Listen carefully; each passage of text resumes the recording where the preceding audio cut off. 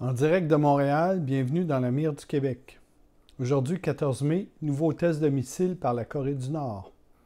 Selon CNN, ce dimanche 14 mai, le régime nord-coréen, sous la supervision de Kim Jong-un, a lancé un missile Hwasong-12, un missile balistique terre-terre de moyenne portée, qui a atteint une altitude de, écoutez bien, 2111 km et parcouru une distance de 787 km et volé pendant 30 minutes et a atterri à 96 km de la Russie, dans la mer du Japon. Selon l'agence de presse nord-coréenne, la KCNA, cela prouve que le missile est capable de porter une tête nucléaire de grande dimension. C'est un deuxième tir en 15 jours. Le précédent avait été un échec, mais quand même, on voit qu'il y a un effort du régime de multiplier les essais. Les réactions n'ont pas tardé, selon RT, Russian Television. Le président russe Vladimir Poutine et le président chinois Xi Jinping ont discuté en détail de la situation dans la péninsule coréenne lors d'une rencontre à Pékin. Les deux parties ont exprimé leur préoccupation pour l'escalade des tensions, a déclaré à la presse le porte-parole de la présidence russe, Dmitry Peskov. Côté chinois, le ministre chinois des Affaires étrangères a fait savoir que la Chine s'opposait aux violations par la Corée du Nord des résolutions du Conseil de sécurité. Donc, côté américain, Washington a appelé à des sanctions plus fortes. Les États-Unis réclament aussi une réunion d'urgence au Conseil de sécurité et donc en profitera pour demander un renforcement des sanctions contre la Corée du Nord. Tokyo, le Japon, a évoqué un tir totalement inacceptable. Côté européen et OTAN, le tir est une menace pour la paix et la sécurité internationale. Bon. Côté sud-coréen, qui a eu un nouveau président, j'en parle dans une seconde, le nouveau président sud-coréen a dénoncé une provocation irresponsable.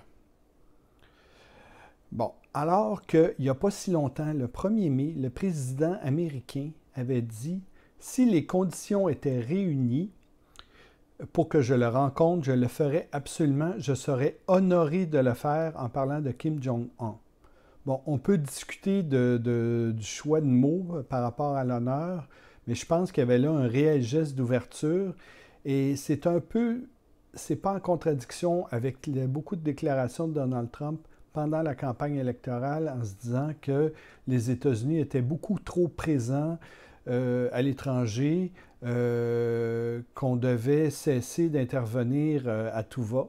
Par contre, des fois, il disait qu'il fallait bombarder la Syrie jusqu'à temps qu'il n'y ait plus rien qui tienne debout. Donc, il est un peu contradictoire, comme souvent il est depuis le début de sa présidence.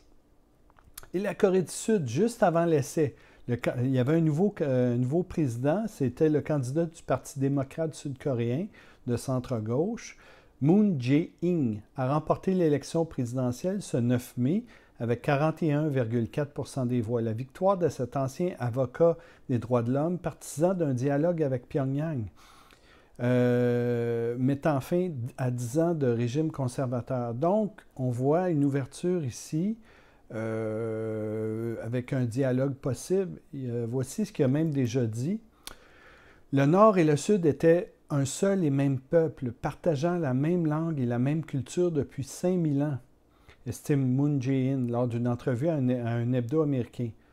En définitive, nous devrions être réunis. Donc, c'était des paroles apaisantes, tranchant avec l'ancienne rhétorique sud-coréenne. Donc, tous les ingrédients étaient réunis. Les tensions commençaient à diminuer un peu. Donc, voici mon analyse de la situation. Côté américain, il y a deux forces contradictoires qui s'opposent. D'un côté, les néoconservateurs.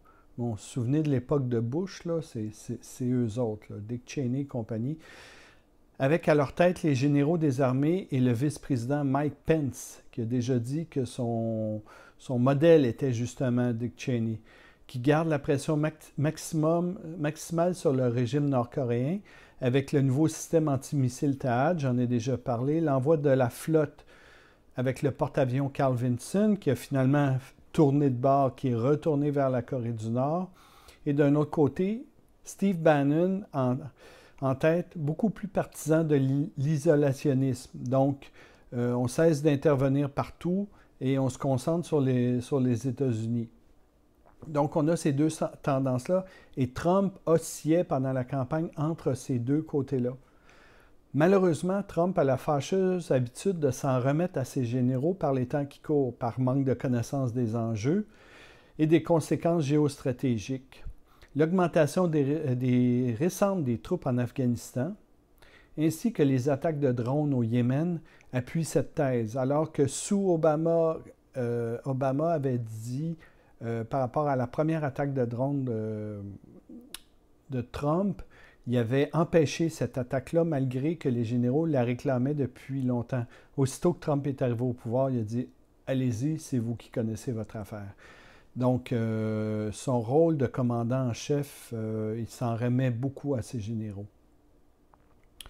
Donc, si les États-Unis maintiennent la pression sur la Corée du Nord, cette dernière continuera sa fuite en avant pour être capable plus rapidement possible de menacer nucléairement des pays comme le Japon, la Corée du Sud ou à la limite la côte ouest américaine. Ou même, semble-t-il que ce test-là était même un message à la Russie. Il faut dire, ils n'ont pas froid aux yeux, hein? Il faut leur donner ça, là, malgré qu'ils vont peut-être nous amener une guerre nucléaire.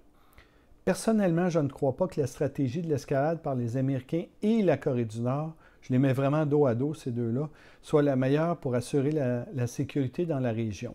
La Corée du Nord cherche à se donner un maximum de marge de manœuvre dans une éventuelle négociation avec les Américains, les Européens, bon, les fameuses négociations à 6, et à la limite être capable d'imposer ses conditions si elle a dans sa manche une vraie menace nucléaire, ce qui n'est pas encore le cas, du moins selon tous les rapports.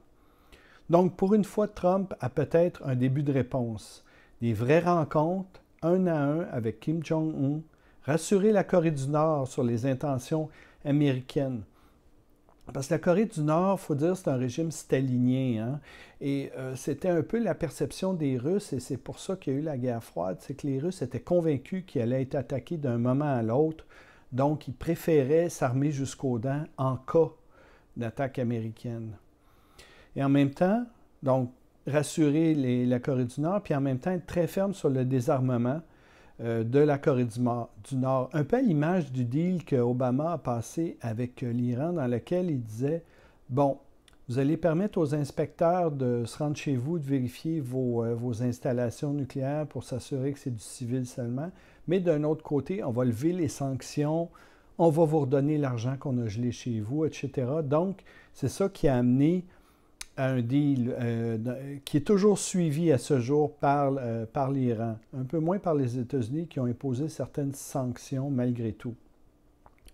Mais pour ça, pour que ça marche, il va falloir que la Chine s'implique sérieusement pour désamorcer les tensions. Ce sont les seuls qui ont vraiment l'oreille de Pyongyang. Donc, si vous avez aimé cette vidéo, mettez un pouce bleu, abonnez-vous en cliquant sur la planète bleue que j'ai mis à la fin du vidéo, partagez ou commentez, je réponds à tous les commentaires. À bientôt!